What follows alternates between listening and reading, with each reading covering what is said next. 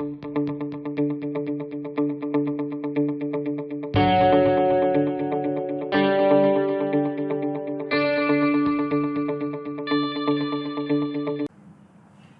Dear students, welcome to McAfee Edward.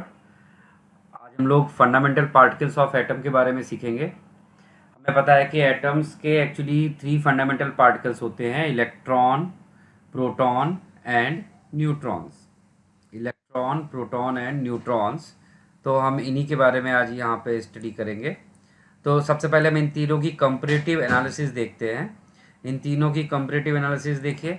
यहाँ पर सबसे पहले उनके सिंबल बताए गए हैं। इलेक्ट्रॉन को हम ई या फिर बीटा सिंबल से रिप्रेजेंट करते हैं, प्रोटॉन को पी से, न्यूट्रॉन को एन से रिप्रेजेंट करते हैं। और रेडियो एक्टिविटी में इलेक्ट्रॉन को -1 E0 या फिर -1 बीटा 0 से रिप्रेजेंट करते हैं। प्रोटॉन को रेडियो एक्टिविटी में 1H1 से रिप्रेजेंट किया जाता है और न्यूट्रॉन को 0N1 से रिप्रेजेंट किया जाता है। ठीक है। इलेक्ट्रॉन की डिस्कवरी किसने की थी? जे थॉमसन ने। प्रोटॉन की डिस्कवरी गोल्डस्टीन ने और न्यूट्रॉन की डिस्कवरी की थी जेम्स चैडविक ने। इलेक्ट्रॉन का चार्ज कितना होता है? -1.6 इंटू 10⁻⁻19 कूलाम। और इलेक्ट्रॉन की चार्ज की सीजीएस यूनिट होती है ईएसयू, और ईएसयू में इसकी वैल्यू होती है -4.8 इंटू 10⁻⁻10। और हम लोग इसको वैसे भी -1 से भी रिप्रेजेंट करते हैं। ठीक है। ऐसे ही यहाँ पर हमारे पास है प्रोटॉन का चार्ज एग्जैक्टली सेम होता है बट बस with plus sign, +1.6 into 10⁻⁻19 coulomb. और प्रोटॉन पे सीजीएस यूनिट में चार्ज वही सेम, +4.8 इंटू 10⁻⁻10 ईएसयू। और इन पे यूनिट वाइज चार्ज कितना रहता है? +1। और न्यूट्रॉन का चार्ज कितना होता है? 0। इलेक्ट्रॉन का मास कितना होगा? 9.1 इंटू 10⁻⁻31 किलोग्राम, और ग्राम में लिखेंगे तो 10⁻⁻28 ग्राम। ठीक है। ऐसे ही प्रोटॉन का मास कितना होता है? 1.672 इंटू 10⁻⁻27 किलोग्राम, और ग्राम में लिखेंगे तो 1.672 इंटू 10⁻⁻24 ग्राम होगा। न्यूट्रॉन का मास सबसे ज़्यादा होता है 1.675 इंटू 10⁻⁻27 किलोग्राम और 10⁻⁻24 ग्राम। फिर इसके बाद सबसे नेक्स्ट जो हम कंपेयर करेंगे वो है इनके चार्ज और मास का रेशियो, जिसको हम स्पेसिफिक चार्ज बोलते हैं। तो इलेक्ट्रॉन का स्पेसिफिक चार्ज कितना होता है? 1.76 इंटू 10⁸ कूलाम पर ग्राम। और प्रोटॉन पर कितना होता है? 9.58 इंटू 10⁻4 कूलाम पर ग्राम। ये E/M रेशियो इन्हीं का रेशियो है, E और M। यहाँ पर E0 था, इसीलिए यहाँ पर हमें स्पेसिफिक चार्ज ऑफ न्यूट्रॉन भी 0 मिला था। ठीक है। इसके बाद हम लोग आगे बढ़ते हैं। हमें एटम के बारे में सबसे पहले किसने इन्फॉर्मेशन दी थी? एटम के बारे में हमें सबसे पहले इन्फॉर्मेशन दी थी मिस्टर जॉन डाल्टन ने। इन्होंने बताया था atom is a Greek word, it's meaning is indivisible. वो इन्होंने यहाँ पे एक्सप्लेन भी किया है कैसे इनडिविजिबल है। ग्रीक में टॉम का मतलब होता है डिविजिबल, ए का मतलब होता है नॉट, तो नॉट डिविजिबल। इसी को कंबाइन करके डाल्टन ने इसको नाम दिया था स्मॉल इंडिविजिबल। तो इस तरह से डाल्टन ने क्या किया, यहाँ पर अपनी पूरी एक हाइपोथेसिस और हमें पूरी डेफिनेशन दी थी। तो इन्होंने हमें कुछ पॉस्टुलेट्स दी थी। वो पॉस्टुलेट्स क्या थी? Small individual particles called atom. ठीक है। मैटर को इन्होंने बोला कि अगर हम फाइनली डिवाइड करते जाए एक ऐसी कंडीशन आ जाएगी कि एटम मैटर डिवाइड नहीं होगा, और उस स्टेट ऑफ मैटर को इन्होंने नेम दिया था एटम। ठीक है। फिर दूसरी इन्होंने हाइपोथेसिस दी थी, atom can neither be created nor destroyed. This means that the chemical reaction is just a simple rearrangement of atom and the same number of atoms must be present before and after the reaction. ठीक है। Atom is the smallest particle of an element which takes part in chemical reaction. Atom of the same elements are identical in all respect, especially size, shape and mass. Atoms of different element have different mass, shape and size. Atoms of different element combine in a fixed ratio of small whole number to form compound atoms called molecules. ठीक है। तो ये इनकी hypothesis थी। फिर उनके drawbacks, तो इनके ड्रॉबैक्स क्या थे? The discovery of isotope and isobars shows that atoms of same element may have different atomic mass and atoms of different kinds have same atomic masses, जो इनके हाइपोथेसिस का वायलेशन था। यहाँ पर देखिए उन्होंने सेम साइज और मास की बात की थी, उसका वायलेशन हो गया था। और atom can be split into more fundamental particles called electron, proton and neutron, ये हम लोग आगे देख ही चुके हैं। ठीक है, तो ये सब डाल्टन्स की हाइपोथेसिस थी। डाल्टन फर्स्ट पर्सन थे जिन्होंने हमें एटम्स के बारे में बताया था। इसके बाद हमारे पास अब हम शुरू करते हैं रिप्रेजेंटेशन ऑफ एटम। एक एटम को हम लोग इस तरह से रिप्रेजेंट करते हैं, लाइक हमने कोई भी एक्स ले लिया और यहाँ पर उस नीचे हम एटॉमिक नंबर और यहाँ पर हम एटॉमिक मास को रिप्रेजेंट करते हैं। तो यहाँ पर Z stands for atomic number, A stands for mass number और atomic mass, and X stand for symbol of atom. ठीक है, फिर मास नंबर इन्होंने डिफाइन किया, it is represented by the capital A and mass number is what? Sum of the number of neutron and proton. Mass number is what? Sum of the number of proton and neutron. इनको हम लोग nucleons भी बोलते हैं, number of nucleons. तो atomic mass is what? Number of proton plus number of neutrons, और you can say total number of nucleons. Nucleus के अंदर जो कुछ भी होता है उसको हम लोग न्यूक्लियॉन्स कॉल करते हैं। It is always a whole number, ये पॉइंट एक याद रखिएगा, it is always a whole number. फिर इसके बाद आते हैं atomic number, it is represented by Z। The number of proton present in nucleus is called the atomic number of an element and is also known as the nuclear charge. जो nucleus पे charge होता है वो due to the what होता है? Proton की वजह से होता है, और जो प्रोटॉन जितना नंबर होता है वही उसका एटॉमिक नंबर होता है। तो for neutral atom number of proton is equal to number of electron, but for charge atom number of electron is equal to atomic number minus charge of the atom. अब अगर यहाँ पे charge plus होगा तो electrons का number decrease कर जाएगा, और अगर चार्ज माइनस होगा तो इलेक्ट्रॉन का नंबर इंक्रीज कर जाएगा।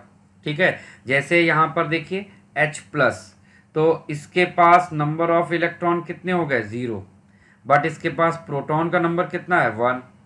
ठीक है, वहीं पर अगर आप H माइनस देखते हैं तो इसके पास इलेक्ट्रॉन हो गए 2, but proton is still same, कितना? 1।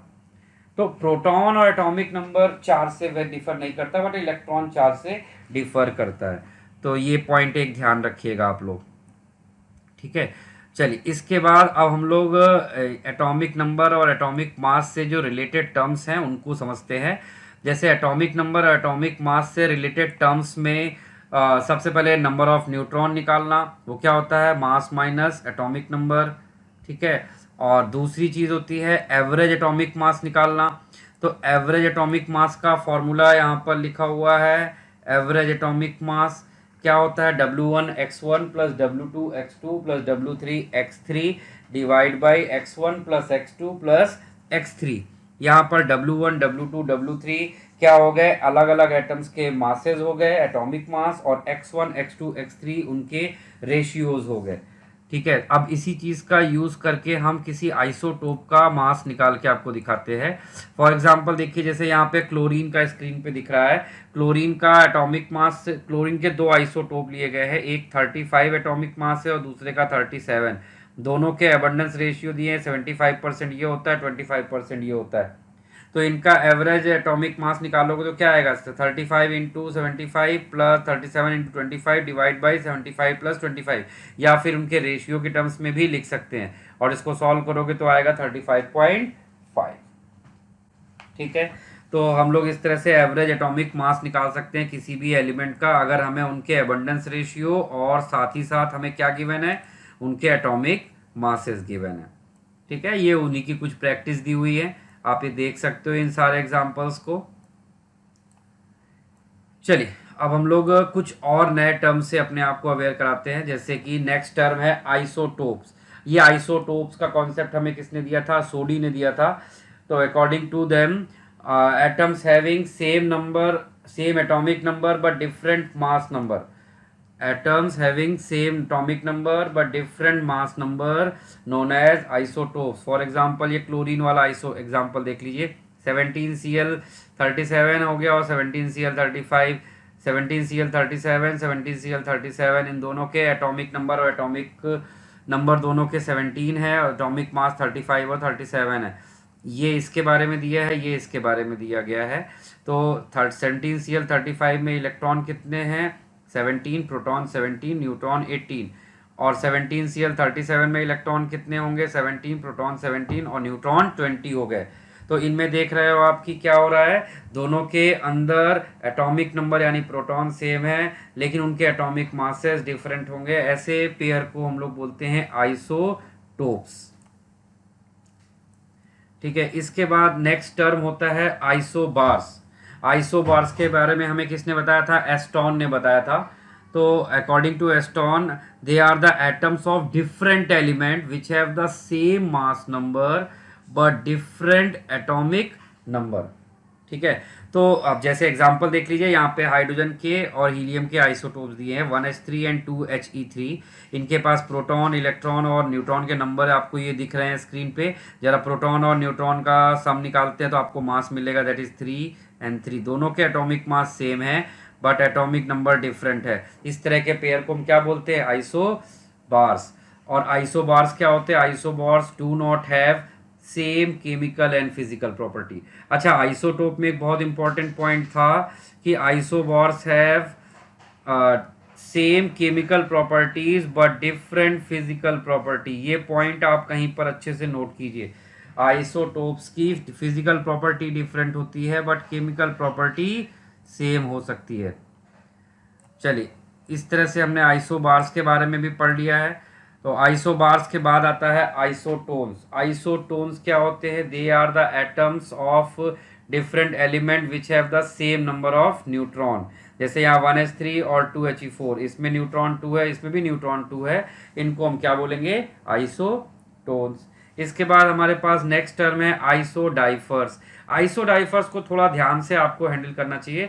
दे are the atoms of different element which have the same difference of number of neutron and proton, यानी एन और पी का जो डिफरेंस होता है इनमें वो क्या आना चाहिए? सेम आना चाहिए। अब जैसे यहाँ पर एग्जांपल लिखा है 5b11 और 6c13। 5b11 के इलेक्ट्रॉन प्रोटॉन न्यूट्रॉन और 6c13 के इलेक्ट्रॉन प्रोटॉन न्यूट्रॉन गिवन है। जरा इनमें एन और पी का डिफरेंस निकालते हैं, कितना आता है? 1। और इसमें भी एन और पी का डिफरेंस कितना है? 1। तो इनमें एन और पी का अगर डिफरेंस सेम है तो हम उसको बोल सकते हैं आइसोडाइफर्स। एन और पी के डिफरेंस को आप ऐसे भी लिख सकते हैं, N is what? A minus Z, और पी को भी आप जेड लिख सकते हो। तो a माइनस 2z भी सेम होना चाहिए। हम इसको ऐसा भी लिख सकते हैं, वो एक ही चीज है। आइदर आप n माइनस पी लिखें या फिर a माइनस 2z लिखें, दोनों सेम ही चीज हो गई। तो ये टर्म्स थे related to fundamental particles of atoms. इसके अलावा नेक्स्ट टर्म जो हमारे पास है वो है हमारे पास आइसोस्टर्स। आइसोस्टर्स क्या होते हैं? They are the molecules. ध्यान रखिए, पीछे आप जो कुछ भी पढ़ रहे थे वो एटम्स के बारे में था, बट ये मॉलिक्यूल्स के बारे में है। They are the molecules which have the same number of atoms और इलेक्ट्रॉन। फॉर एग्जाम्पल, जैसे यहाँ पर कार्बन डाइऑक्साइड और यहाँ पर N2O के बारे में बताया गया है, इनका कंपैरिजन किया गया। इन दोनों में नंबर ऑफ एटम देखिए 3 और 3 है। दोनों में नंबर ऑफ इलेक्ट्रॉन देखिए कितना है? कार्बन के पास 6 होता है, ऑक्सीजन के पास 8, टोटल आ गया 22। नाइट्रोजन के पास होता है 7, ऑक्सीजन के पास 8, टोटल आ गया 22। दोनों के पास नंबर ऑफ एटम 3 है, नंबर ऑफ इलेक्ट्रॉन 22। तो बोथ आर आइसोस्टर्स। इस पेयर को हम आइसोस्टर्स बोलेंगे। ठीक है, ऐसे यहाँ पर और भी एग्जांपल दिया है, कैल्शियम ऑक्साइड और KF, OF2 और HClO। आप इनके भी इनके नंबर ऑफ एटम्स और इनके नंबर ऑफ इलेक्ट्रॉन्स फाइंड कर सकते हैं और आइसोस्टर्स कंपेयर कर सकते हैं। इसके बाद नेक्स्ट आता है आपका iso electronic species. Iso electronic species 3 तरह की चीज़ों में बताया गया है, एटम्स के लिए, मॉलिक्यूल्स के लिए, आयंस के लिए। मॉलिक्यूल्स के लिए तो ये डेफिनेशन 100% ट्रू है कि which have same number of electrons, but atom और आयन में हमें थोड़ा सा केयरफुल रहना चाहिए। एटम और आयन में हमें एक और चीज़ देखनी होती है, that is called electronic configuration.